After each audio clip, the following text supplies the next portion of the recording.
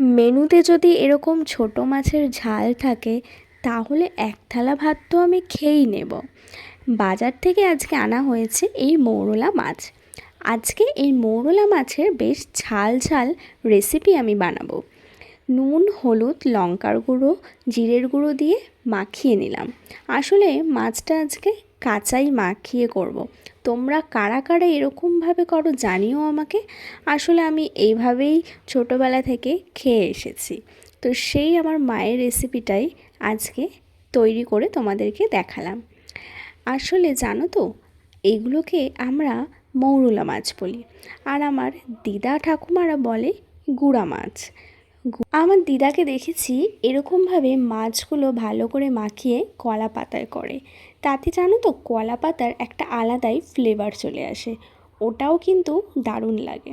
তো আজকের ওয়েদারটা বেশ হাওয়া দিচ্ছে, তো আমি এখানে আলুগুলো ভেজে নিলাম, তারপর ভালো করে মাছগুলো দিয়ে কষিয়ে নিচ্ছি।